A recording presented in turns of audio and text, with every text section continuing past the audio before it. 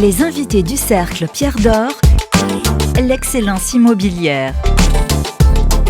Ces professionnels construisent l'immobilier d'aujourd'hui et de demain. Rencontre avec des femmes et des hommes remarquables.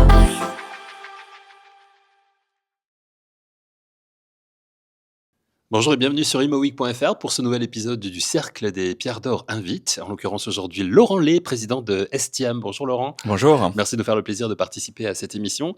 On va parler investissement avec vous et peut-être revenir un petit peu en arrière, même si 2025 est déjà bien engagé. Quels sont les principaux enseignements que vous tirez des performances 2024 des SCPI d'Estiam?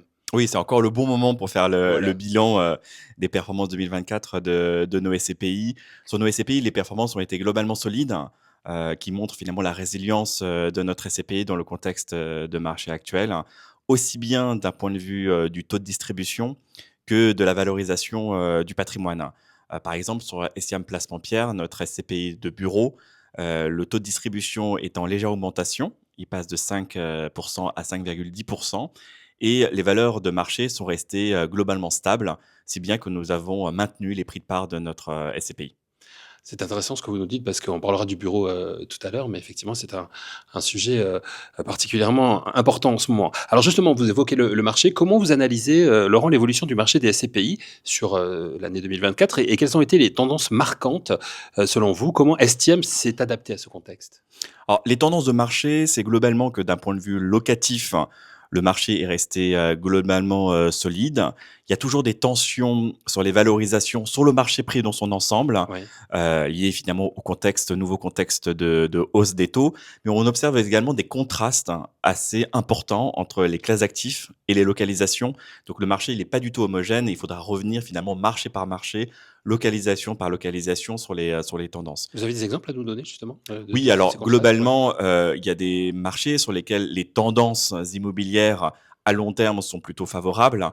C'est le cas effectivement, par exemple, de l'hôtellerie, c'est le cas de la logistique, c'est le cas en fait, des résidences, gérées. En revanche, sur les marchés de bureaux périphériques, là où l'offre, est supérieure à la demande de point de vue, structurel, le marché va être plus compliqué et restera compliqué, dans les années qui viennent. Ça veut dire quoi que la diversification, c'est aujourd'hui un sujet essentiel? La diversification, elle est effectivement importante parce que finalement les marchés sont différents en fonction des typologies et des géographies. Donc lorsqu'on veut des performances stables, assez récurrentes, la diversification est un bon moyen effectivement pour répondre à ces marchés qui sont difficiles à anticiper. Et chez Estiam, c'est quelque chose que vous pratiquez bien évidemment. Oui, tout à fait. Alors, la diversification, on l'applique notamment sur une diversification du nombre d'actifs, puisque Oui. un des points, forts d'Estiam, c'est, la granularité. On gère des immeubles de petite taille, on en gère beaucoup, si bien qu'en fait, on assure la mutualisation des risques par cet intermédiaire. Par exemple, sur Estiam Placement Pierre, il y a plus de 150 immeubles répartis sur le territoire français et même, un petit peu à l'étranger. Donc c'est ça qui nous permet une bonne mutualisation des risques. Alors, quelle est votre vision sur le débat qui existe actuellement entre SCPI diversifiés et SCPI thématiques? Selon vous, quelle approche est la plus pertinente pour répondre aux besoins des investisseurs d'aujourd'hui? Alors, je pense que ça dépend en réalité des investisseurs et du coup, je vais pas répondre, il faut faire des diversifiés ou essayer des Ouais. thématiques. Aujourd'hui, il y a un engouement très fort envers les CPI, diversifiés et on comprend très bien. C'est une manière effectivement de mutualiser, les risques. Mais il y a 5 ans, c'était complètement l'inverse et c'était les CPI thématiques qui étaient très à la mode. Je pense que globalement, il faut avoir un patrimoine, diversifié lorsqu'on veut avoir une régularité des distributions, mais il y a plusieurs moyens en réalité d'atteindre cet objectif. Soit en achetant une SCPI diversifiée, soit en achetant plusieurs SCPI thématiques. Donc en réalité, les 2 modèles peuvent fonctionner et je pense que les 2 ont un intérêt. L'important effectivement, c'est de la diversification, mais que ça se fasse à l'échelle d'une SCPI ou d'un patrimoine de SCPI, entre des typologies, entre des géographies, entre même plusieurs sociétés de gestion, entre plusieurs types de couples rendement-risque, entre plusieurs stratégies ESG. Il est important effectivement d'avoir une approche diversifiée. Donc ça veut dire qu'effectivement, ça dépend de l'investisseur et les investisseurs que vous conseillez, bien évidemment, vos clients, vous les conseillez en fonction de ce dont ils ont besoin. En fonction de ce dont ils ont besoin, de leur profil de risque et de leur stratégie effectivement de détention et de durée de détention. Alors l'immobilier de bureau, qu'on en parle quand même, parce que c'est un sujet qui est très important en ce moment. Il traverse, on le sait, une période de transformation. Il y a eu l'impact du télétravail, la montée en puissance des critères ESG. Est-ce que cet actif, selon vous, Laurent Lay, reste pertinent dans les portefeuilles immobiliers? Alors, il y a des marchés immobiliers de bureaux. Je pense que c'est important de l'avoir en tête. Et en fait, effectivement, on a souligné, et comme je l'ai dit au début Mmh. de notre échange, les bureaux de périphérie, les grands ensembles de bureaux en périphérie. Donc, je parle de périphérie, c'est la première couronne nord, la première couronne sud, par exemple, de la région parisienne, sont en difficulté d'un point de vue locatif, hein, parce qu'on a beaucoup construit. Et peut-être avant, en amont même du Covid, et la demande s'est réduite, et donc on se retrouve dans une situation de suroffre et qui peut durer un petit peu encore longtemps. En revanche, à Paris intramuros ou plus globalement dans les centres-villes des métropoles régionales et dans le croissant ouest, la demande reste importante.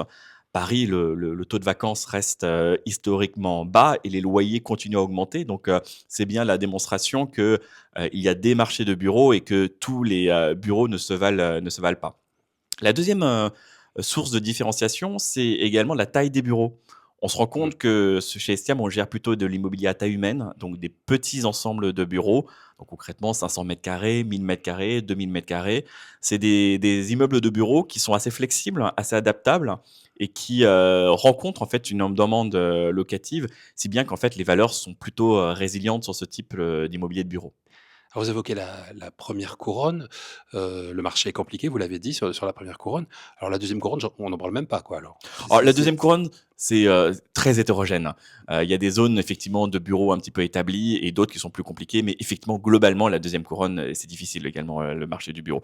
Tout simplement parce qu'aujourd'hui, il y a une demande des entreprises qui émane finalement d'une demande des collaborateurs pour de la centralité.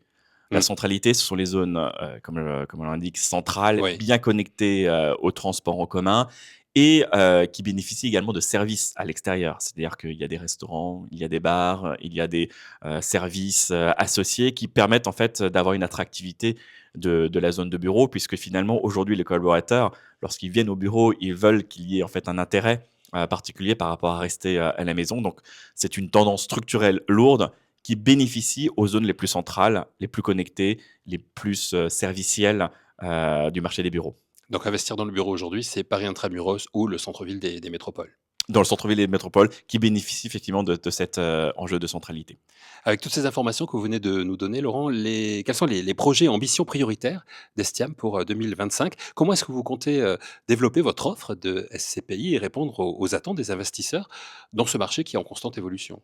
Alors en termes de création de SCPI, on ne va pas forcément créer une nouvelle SCPI en 2025. C'est Tout combien simple- de SCPI chez on, Estiam? on- on gère 6 SCPI Ouais. aujourd'hui, dont une dernière, l'INA Club, qui a été créée fin 2024 en partenariat avec DLPK, avec l'INAVEST du groupe DLPK. On a créé effectivement cette SCPI ensemble pour adresser finalement un marché qu'aujourd'hui qu'on n'adressait pas chez Estiam, qui est toute typologie d'actifs et notamment l'immobilier d'exploitation, donc les hôtels, les résidences gérées, les biens industriels partout en Europe. C'est une stratégie d'investissement à haut rendement, toute typologie en Europe, qu'on a créé fin 2024. Donc, il n'y a pas d'enjeu de nouvelle création en 2025. En revanche, nos projets sur 2025, c'est d'améliorer tous les services associés finalement à la distribution de nos SCPI, donc dans les modalités de distribution, que ce soit sous forme en pleine propriété ou en démembrement, en épargne programmée ou avec le réinvestissement des dividendes. Ce sont des projets qui permettent d'élargir finalement l'offre associée aux associés. Alors un mot, si vous, puisque vous avez évoqué l'INA Club, peut-être en parler, donc créée en décembre 2024. Elle a obtenu le label ISR, donc ça c'est développement durable, hein, bien sûr, c'est une étape très importante. Comment ce label renforce la stratégie d'Estiam en matière d'investissement responsable et quelle valeur ajoutée cela apporte à vos investisseurs? Alors, on a comme objectif chez Estiam d'avoir une démarche ESG forte sur les immeubles qu'on détient et sur les SCPI qu'on détient. Donc, on avait déjà 2 SCPI labellisés, Estiam Placement Pierre et Estiam Cap Héberge Immo. Cette nouvelle SCPI, l'INA Club, entre également en fait dans cette stratégie ESG. Dans tous les cas, on a une approche qu'on appelle best in progress. Mmh. C'est-à-dire que d'amélioration de la performance ESG et notamment énergétique et environnementale de nos SCPI, c'est un enjeu fort, tout simplement parce que l'immobilier, pris dans son ensemble, est un émetteur important de CO2 et donc du coup, la responsabilité en fait des acteurs de l'immobilier est très importante. L'approche qu'on a chez Estiam, c'est également de favoriser l'existant. C'est-à-dire qu'en fait, on va pas chercher à construire de nouveaux immeubles, à construire de nouveaux ensembles immobiliers et à utiliser plus de sol, plus de matériaux, plus de ressources, mais plutôt à préserver l'existant et à améliorer l'existant. C'est un peu notre stratégie et notre ADN en matière de ESG pour qu'en fait les immeubles durent le plus longtemps possible et que du coup leur impact, notamment carbone, soit le plus réduit sur la durée de vie de l'immeuble. Donc de la réhabilitation, si je comprends bien. De la réhabilitation et j'ai envie de dire, on en parle pas beaucoup parce que c'est pas forcément très médiatique, l'entretien au quotidien de nos immeubles, hein. On est une société de gestion qui existons depuis de très nombreuses années, depuis des décennies.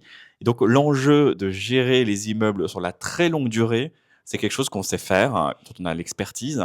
Ce sont des petites actions du quotidien d'entretien en fait des immeubles, de prendre soin des immeubles qui permettent en fait à la fois de garder les locataires, mais également de prolonger la durée de vie des immeubles avant justement la démolition-reconstruction ou même avant la réhabilitation lourde, qui est une opération très énergétique, très énergivore et très consommatrice de ressources et de CO2. Donc une vraie démarche en matière de développement durable, c'est clair chez Tout à fait. SCM. L'INA Club, vous l'avez dit, créé en décembre dernier, donc c'est peut-être En septembre pardon, en en septembre, oui. septembre dernier. C'est peut-être un peu tôt pour parler encore de son rendement, mais vous avez un objectif, j'imagine, avec l'INA Club. Alors vous avez raison, on n'a pas encore de rendement, de taux de distribution sur cette SCPI qui a été créée en fin d'année 2024. En revanche, elle vise un taux de distribution compris et non garanti, compris entre 6,5 et 7%. Donc c'est le taux de distribution qu'on vise sur cette SCPI et on confirme cet objectif de distribution pour l'année 2025. Donc 6 SCPI et donc l'INA Club qui est sorti l'année dernière.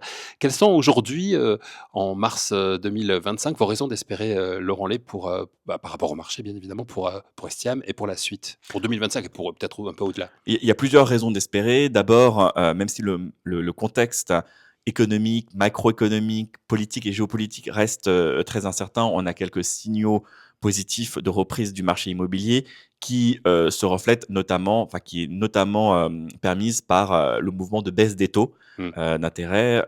Donc on est dans un mouvement de baisse des taux d'intérêt qui devrait se poursuivre selon notre scénario central jusqu'en juin 2025. Ça, c'est le premier élément macroéconomique en fait de contexte de marché qui est effectivement très favorable sur les valeurs immobilières.